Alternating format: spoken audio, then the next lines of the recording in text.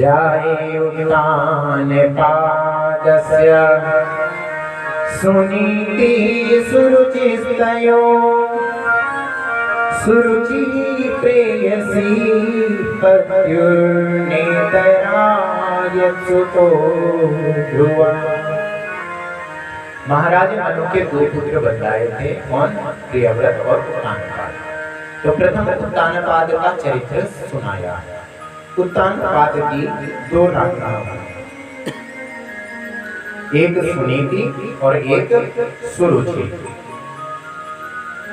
देखिए, प्रत्येक व्यक्ति की दो ही रानियां होती है। एक पत्नी का ना परसों बताया था, कौन होती है? बुद्धि, मति होती है। तभी तो श्रीमती का तात्पर्य समझ आता है। श्री अर्थात श्री एक विग्रह स्वरूप है जिसमें महालक्ष्मी, महासरस्वती और महाकाली इन तीनों का ही वास है। श्री विग्रह स्वरूप में शब्द यदि श्री लिखा हुआ है तो उसका तात्पर्य है कि इसमें तीनों ही देवियां हैं। जैसे ओमकार यदि लिखा हुआ है तो ओमकार में ब्रह्मा, विष्णु और महेश का वास है। इसी प्रकार श्री भी विग्रह स्वरूप है। तो इस श्रीमती कहते हैं। इस मति में देखिए सब कुछ। धर्मपत्नी को भी श्रीमती इसीलिए कहा जाता है, इसके अलावा कोई अन्य कारण नहीं है। समय आने पर वह शारदा का भी रूप धारण करे, पति को, परिवार को अच्छी शिक्षा दे। समय आने पर वह धन भी संचय करके रखे, चाहे पति से छुपा करके जेब से निकाल के ही रखे, लेकिन रखे। इसी प्रकार समय आने पर यदि उसे काली का भी स्वरूप धारण करना पड़े तो परिवार की रक्षा के लिए काली का भी स्वरूप धारण करे। पति यदि लड़खड़ाता आए तो झाड़ू का प्रयोग करने से ना चूके।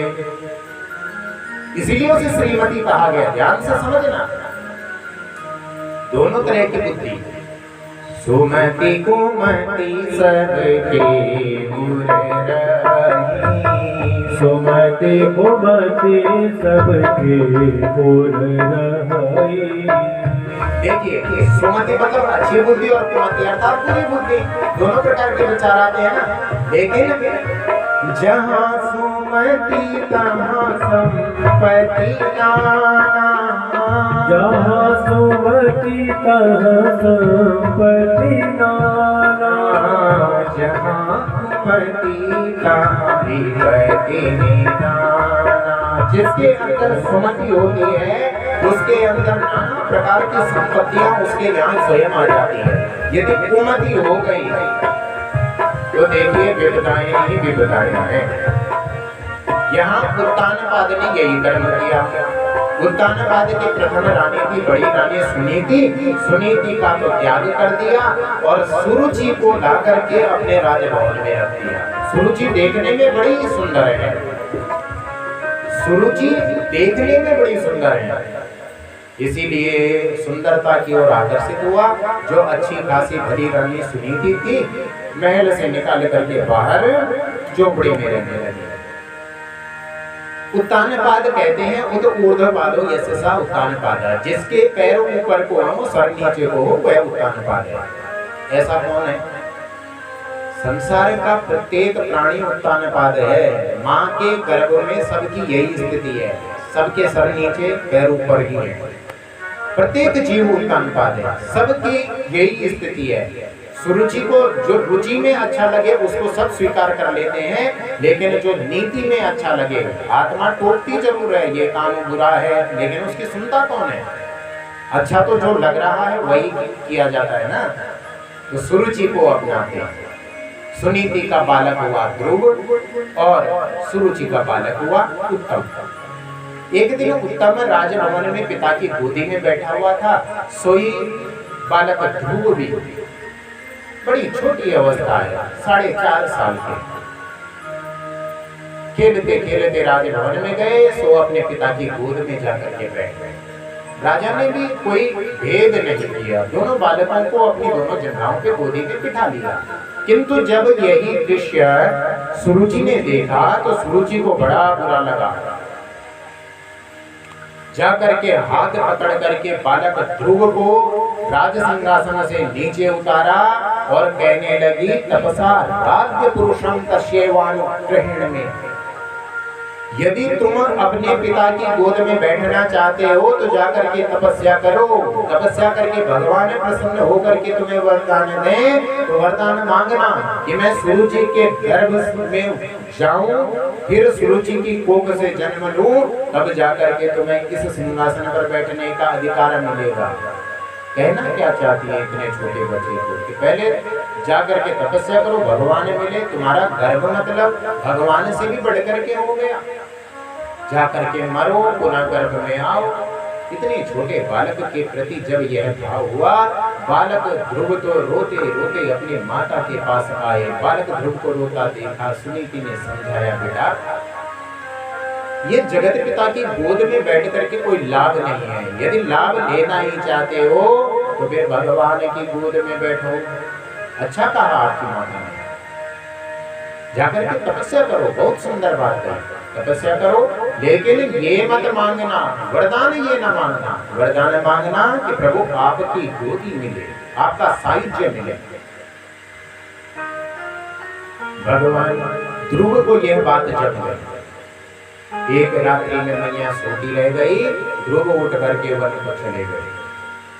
नारद जी ने देखा कि इतना छोटा बालक तपस्या के लिए, देखिए अहो तेज क्षत्रियाणाम, क्षत्रिय अपमान सहन नहीं कर सकते। इतना छोटा बालक, मैया के सौतेली मां तो थी, यदि कहा कोई बात नहीं भूल भी सकते थे, लेकिन नहीं, बालक ध्रुव ने तत्काल घर छोड़ा, वन को तपस्या के लिए जाने लगे। मार्ग में नारद जी मिले। नारद जी ने बालक ध्रुव की परीक्षा लेनी चाहिए, भाई चेला बनाए, उसको गुरु मंत्र दे, लेकिन पहले ठोक पीट करके देख तो ले कि ये चेला बनने लायक है भी या नहीं।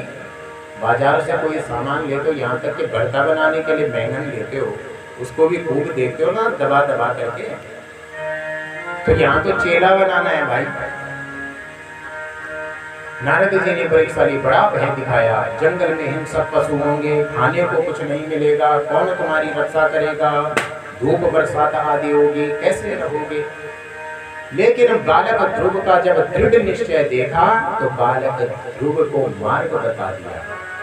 बालक ध्रुव को द्वादशाक्षर मंत्र का ज्ञान दे दिया। कौन सा है द्वादशाक्षर मंत्र? ओम नमो भगवते वासुदेवाय। ये 12 अक्षरों का मंत्र है, इसका ज्ञान बालक ध्रुव को दे दिया। ध्रुव ने पूछा कि भगवान यदि भगवान दिख भी गए तो मैं पहचानूंगा कैसे, भगवान दिखते कैसे, मिलते कहाँ हैं? बालक ध्रुव को समझाया, हरि व्यापक सर्वत्र समान, सब जगह है, जो कुछ तुम्हें दिखता है ध्रुव सब में हरि व्यापक सर्वत्र समान, सब जगह। तो फिर प्रकट कैसे होंगे? बोला प्रेम ते प्रकट हो मैं जाना। प्रेम भाव परमात्मा के प्रति रखो, इस मंत्र का प्रेम से जाप करो, सो ये भगवान अवश्य ही प्रकट होकर के तुम्हें दर्शन दे देंगे। पहले स्थूल में मन को लगाओ, फिर जाकर के सूक्ष्म का चिंतन करो। पहले मूर्ति की पूजा करो, फिर मूर्ति को भी हटा दो, तब तुम्हें जले विष्णु धरे विष्णु विष्णु पर्वत मस्तके, फिर तो जल धन सब जगह विष्णु ही विष्णु दिखेंगे। जितने हम मानव है सब में विष्णु ही दिखेंगे। नामदेव जी को यही तो सिद्धि प्राप्त हुई थी। नामदेव ने पकाई रोटी कुत्ते ने उठाई, पीछे घी का कटोरा लिए जा रहे, बोले सूखी मत खाओ, थोड़ा घी तो लगाओ, रूप अपना क्यों हमसे छुपा रहे। एक कुत्ते के रूप में भगवान नामदेव के पास आए। नामदेव जी ने रोटियां बना करके रखी हुई थी, घी नहीं लगाया था। कुत्ते ने रोटी मुंह में दबाई और लेकर के भागने लगा।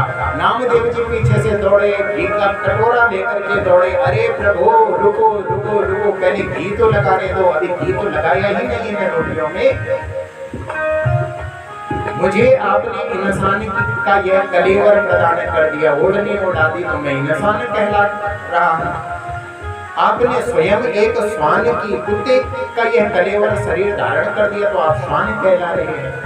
लेकिन है तो एक ही, आत्म तत्व तो एक समान है, वही ईश्वर आपके अंदर और वही ईश्वर मेरे अंदर, यह भाव जागृत हो जाता है। प्रत्येक प्राणी मात्र में यदि दिव्य दर्शन होने लगे, समझो सिद्धि मिल गई। मीरा को जहर के प्याले में भी हरि के दर्शन हो गए थे। प्रेम ते प्रकट होई मैं जाना, लेकिन कब? जब प्रेम से परमात्मा के नाम का संकीर्तन करोगे। इस प्रकार से बालक ध्रुव ने तपस्या प्रारंभ की, घनघोर तप किया, बड़ा कठिन तप किया। जब वन में पहुंचे तो सबसे पहले त्रिरात्रांते कपित भद्रासन, 3 रात्रि में केवल एक बार कपित अर्थात कैद और बेर के फल खा करके तपस्या प्रारंभ की। फिर उसके बाद समय व्यतीत हुआ तो कुछ 1 मास व्यतीत ऐसे ही किया। दूसरे महीने में 6 दिन के अंतर में केवल जल पी करके, केवल एक बार जल पीते हैं और तपस्या प्रारंभ की। समय व्यतीत हुआ। जब 5वां महीना प्रारंभ हुआ तब को, तो 5वें महीने में तो बालक ध्रुव ने एक पैर के ऊपर खड़े होकर के तपस्या प्रारंभ कर दी और अपनी सांस रोक ली। पूरा ब्रह्मांड की ऑक्सीजन सप्लाई बंद हो गई। अब तो देवता लोग बड़े विचलित हुए, भाग करके भगवान नारायण श्री हरि के पास पहुंचे। प्रभु, न जाने क्यों दम घुटा जा रहा है, इसका कारण क्या है समझ नहीं आता, अब आप ही रक्षा करो। भगवान नारायण ने कहा, मेरा एक भक्त मेरी तपस्या कर रहा है, सो चिंता न करो, आज मैं अपने भक्त के दर्शन करने के लिए जाऊंगा। आज तक भगवान देखे सदैव भक्त को दर्शन देने के लिए आते थे, आज प्रथम बार है जब भगवान भक्त के दर्शन करने के लिए आ रहे हैं। सोई भगवान ने बालक ध्रुव के सन्मुख प्रकट होकर के दर्शन दिए तो बालक ध्रुव कोई स्तुति न कर पाया। अपने 5 जन्य संघ को बालक के कपोल पर गाल पर स्पर्श करवाया तो बड़ी दिव्य वाणी फूट पड़ी, बड़ी दिव्य स्तुति की है। योऽन्तः प्रविश्य मम वाचमिमां प्रसूता,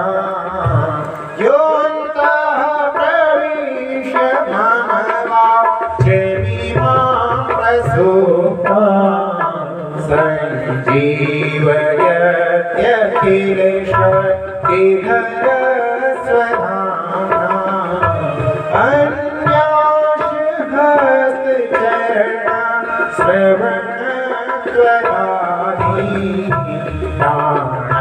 नमो भगवते पुरुषाय तुभ्यम्।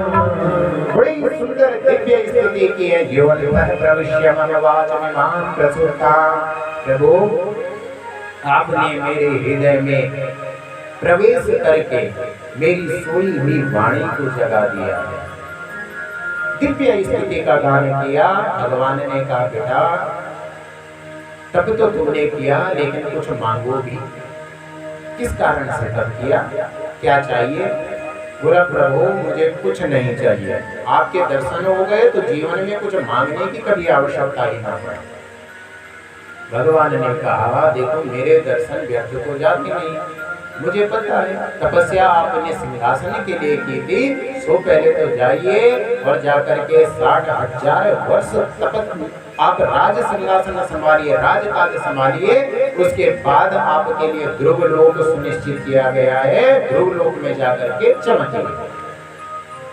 अब जब ध्रुव जी महाराज वापस आए तो सर्वप्रथम माता सुरुचि को ही प्रणाम किया। मैया, यदि उस दिन आपने कृपा न की होती तो मुझे परमात्मा के कभी दर्शन न हो पाते। देखिए, यदि कभी जीवन में कोई अपमान भी कर दे तो उसे भी परमात्मा की कृपा ही समझना। कई बार अपमान भी जीवन बदल देता है। मैया सुरुचि ने बड़ा स्वागत किया है, मैया सुनीति ने बड़ा स्वागत किया है। उत्तानपाद महाराज ने आज ध्रुव को राज सिंहासन सौंपा। समय व्यतीत हुआ और ध्रुव महाराज का विवाह हुआ। शिशुनार की पुत्री भ्रमी और दूसरा विवाह हुआ वायु देवता की पुत्री इला के साथ। इनके 2 पुत्र हुए,